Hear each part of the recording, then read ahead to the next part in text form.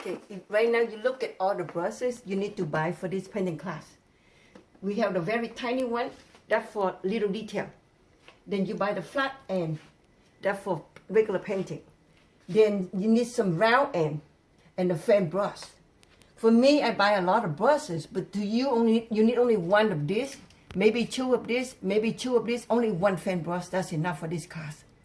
For this project, the important thing for you to learn how to blend your colors. So when you blend your colors, the important thing is your brush. When you put a color down, when you want to blend some between two colors, you have to bend this area, just like here. You bend your brush, and this will be the area for you to blend your colors.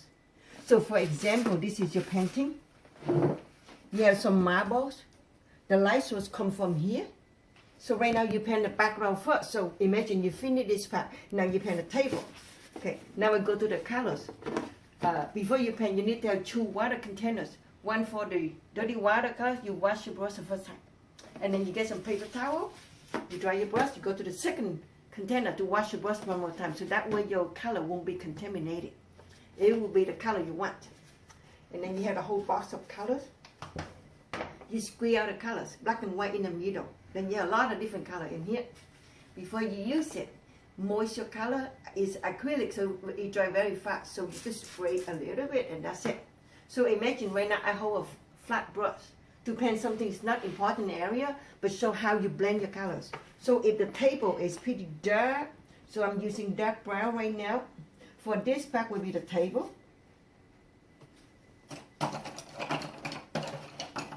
And the whole two brushes to get ready.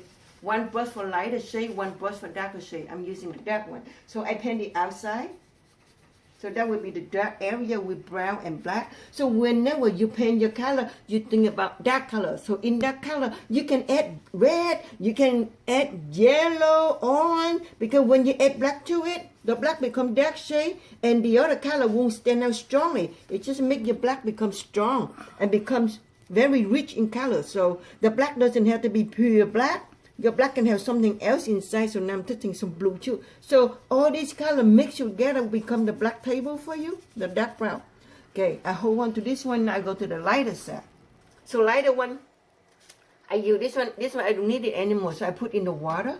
I hold the light one. So I'm doing the reflection of the marble go down.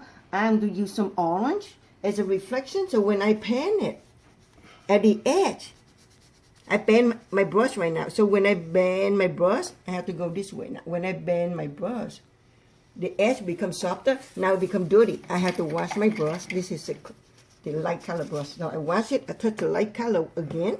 I go in the middle and then I soften it. Couple strokes, it get dirty because I touch the brown around it. I have to wash it again.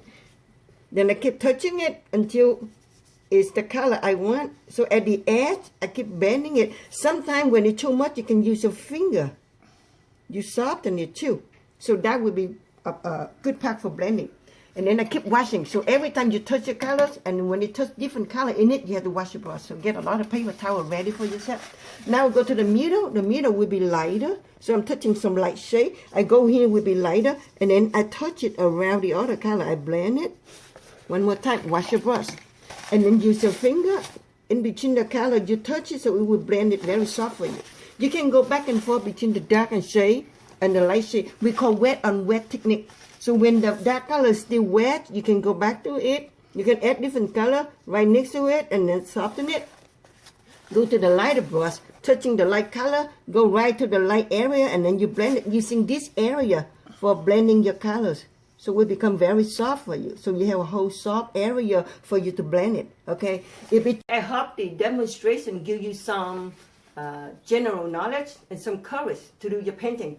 So go ahead and go to do your painting from the background to the foreground. If any color doesn't come out the way you want, wait for it dry. Do not use the air dryer to dry it. It will crack the paint.